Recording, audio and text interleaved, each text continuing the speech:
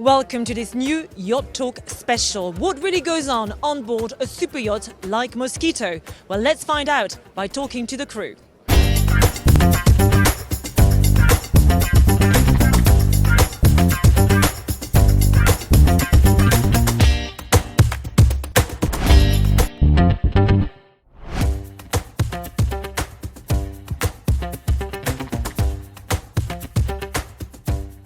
So we are on the bridge on board Moskito, and I'm talking to its captain today, Richard Gall. Hello, Richard. Hello there. Thanks for being with us. So, Richard, this is where the magic happens. So take us through all the things that are going on here. This is the central command station of the yacht. It all happens here. Normally, our guests don't come in this area, but this is where we navigate, we monitor the yacht from, we control the yacht. We see the cameras come out here. We, especially at night, this is a completely different environment as well. Everything is blacked out on this bridge for night navigation. Yeah, this is the brain, the central command of the yacht. We control everything from here. All the departments report to this station on the boat. So what would you say are the key challenges of your job? Is the organisational side of it. The actual running, the day-to-day running of the departments, everybody's good, everybody's professional. We have chief stewardess in their position running their whole department. We've got a chief engineer running his department, a chief officer, a chef. But the problem is the information. When the information comes last minute and we want to do this now, I mean, it just, that's when we all start running. When we've got our schedule ahead of us, we know where we're going, what we're doing, where they're having lunch, where we're stopping next. It's all easy peasy. But sometimes, we get the curveball at the head, and it's how you react to that curveball, whether it's a make or break thing with yachting. And what does your typical day look like? Quite often long. So it all depends on whether we're traveling at night and then going straight into operations in the morning, or whether we've got a slower pace. So sometimes, like a cruise ship, guests want to see everything literally within 2 weeks, and they literally keep the boat moving night and day. But of course, we're only 13 crew, when the boat moves at night, then that really stretches us, because we need people on the deck to launch tenders, jet skis, do the water sports activities the next day. So we have 2 people on the bridge at night to keep a night watch. That's a requirement, same as a pilot needs a first officer. We need to have 2 watch keepers, but that eats into our deck crew, because obviously they need to know what they're doing. So yeah, it would depend on that. Generally my day, I'm up at 7, 8 o'clock, and then it goes into a blur, and I get spat out of a tornado about 10 o'clock, and I write my night standing orders and then drop into bed. If I told you what I did in a day, it is absolutely vast. It's everything from moving the boat, launching tenders. I'm only as good as my crew. And basically, it's they're the ones doing it. I'm just pushing the buttons, to be honest. Richard, I understand you've been a captain for a long time. And you're still doing it, which is a sign that it must be enjoyable at times. What do you most like about it? It's the moments of the job. It's the thrill of the job. We have moments of the job, leaving port early morning on still mornings with the sun rising. Getting to drive beautiful yachts and getting paid for it as well. That is, sometimes you have to pinch yourself and go, wow, I get paid to drive somebody else's toy around. I also enjoy the ocean passages. I enjoy the adventure, I've been doing this for 20 years, and still my thirst for adventure is unquenchable. Amazing. One more thing, maybe before we go. Moskito, quite a unique yacht. What's different about it, according to you? This is the Heesen 55 series. It's a semi-custom yacht. One nice thing about this yacht is actually its quality, its build quality. It's a Dutch-built yacht. It really is solid at sea. It's got great sea-keeping abilities. Then the yacht is also a nice size for the Mediterranean. Everybody's now pushing up to 70 metres, 80 and above.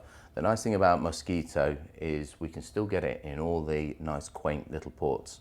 we've just come back from Greece, and the places we can still get this yacht into are quite spectacular, whereas the larger yachts have to be still outside. So bigger's not always better. Okay, thank you very much, Richard. You're welcome.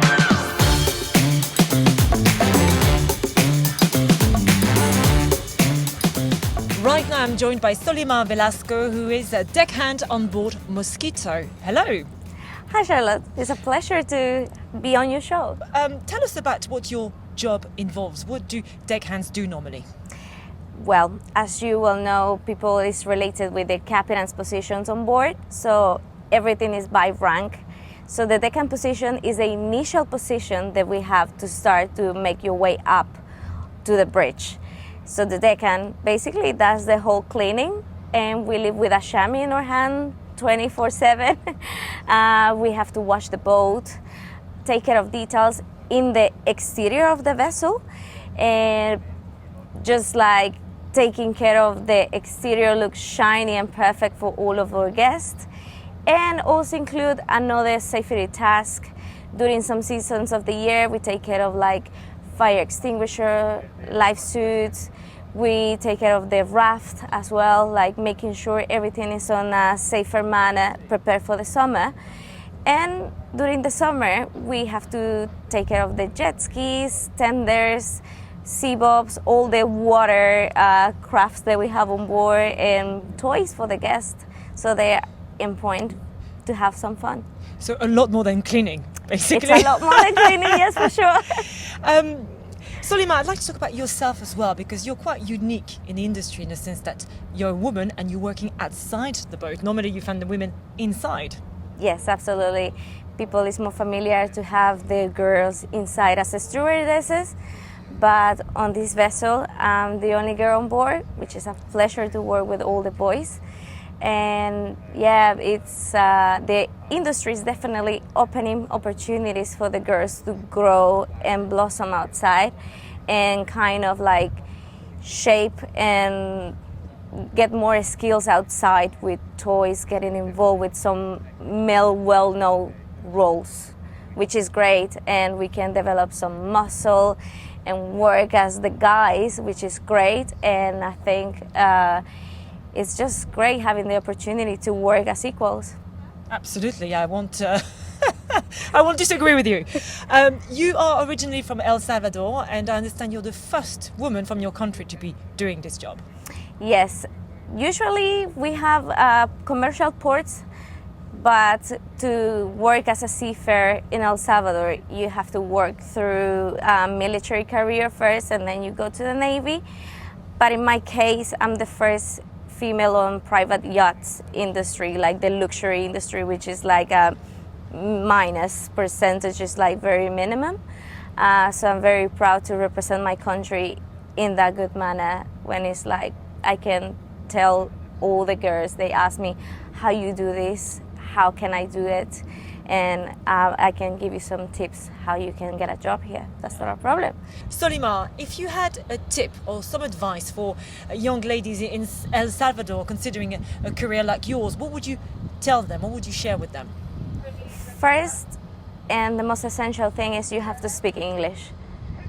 That was a big bump for me when I started in the industry. My English level, it was very basic, and I just signed myself for the school. And I was translating the whole booklet over the night to pass the exam next day, and I did it. But it was hard, but I think it will be easier for you if you know how to speak English, because that's the international language in this industry. And what's the end game for you? What's your big dream? At the moment, and the short term dream is become a bosun, which is like my immediate boss job. So I want your job. Watch this space. Yes, I want your job, not a problem. Watch that, boss. Yes. Yeah, but the short term, bosun. Okay, and the long term? Long term officer, but it's a long way to there. Okay. Yes. Well, with time, anything can happen. Yeah, absolutely. Thank you very much. Thank you. We are now talking to Kyle Newton. He's Chief Officer on board Moskito. Hello, Kyle. Hi, welcome aboard. So what does a Chief Officer do? Well, chief officer, let's say I'm the captain's right-hand man. So the less work the captain's doing, the better I'm doing my job. But all in all is mostly safety related. So I make sure all of the safety equipment on board is taken care of and everybody is operating in a daily business in a safe manner and looking after each department. I also do navigation, drive the boat from time to time if the captain lets me. So the captain will teach his role to me as we go along. That's pretty much it, really. Okay, so I guess that's the end game for you, being a captain one day. Yeah, I would like to. It's been 11 years so far in the journey, so I've gained a lot of experience along the way, travelled all over the world. Now, after this, I think it's time to study a little bit more and then become a captain, yeah. So would you say your job is a mix of being quite hands-on and a lot of admin as well? What does your daily routine look like, in For other this words? size of boat is sort of in between. If it was a little bit bigger, then it would be very much an office-based job. But I tend to be more hands-on here. So day-to-day routine, I walk the patch, as we say. Basically means I'll get up in the morning, I'll set my department off to work, give them the daily tasks and the plan, and then I'll go around each department and I'll touch base with everybody, see how they're doing, what they're up to, and just get a general feel for where everybody's at. It's also the well-being of the crew as well, just to make sure they're staying in line, shall we say. Yeah, that sounds a bit harsh. No, You mentioned them being happy. you need to find a nice balance. You need to make sure everyone's happy on board, happy crew, it's a hard-working crew as well. Yeah, of course. But after this, then every day is different. You have to gauge each day because it can quite often change. So one day I'll be doing safety checks, the next minute we'll be planning a last-minute passage to wherever, it could be anywhere. So it's off the cuff a lot of the time. And what do you think is the most challenging aspect of your job? Dealing with crew. It's always about the people, isn't it? Yeah, is actually time management, basically. To plan everything and make sure that everything finds the right time in an already busy schedule, working around charters or boss trips. Sometimes can be very difficult to keep on top of all of the paperwork, shall we say. But that's one of the trickier parts of it, just planning your time, I suppose. Have you always wanted to do this, to work on a yacht? No, I fell into this by chance. I came out of the military, and prior to joining the military I met somebody who was a chief stewardess. We became friends. She said, if you ever leave, then you should consider this industry, and that's exactly what I did. So when I left, I decided to come to Antibes and give it a go. And? A good story? 11 years later, I'm still here. Yeah. Like I say, I took this this yacht from, this was my first new build actually, so I've taken this from the shipyard and seen it all the way through to owners' trips, charters, and now here at the yacht show. So it's quite a nice pinnacle point of the journey, shall we say. Of course. And Moskito, what's special about it? About her? Special about her? I just particularly like the boat, to be honest. It's my first Heesen, so I've done some Italian builds before, I've done German builds, and this is one of my more favourite yachts, not being biased, it is. She's handled herself pretty well at sea as well. Okay, brilliant. Kyle, thank you very much. My pleasure. Well, there's a lot going on board. Thank you for watching, and remember, keep yachting.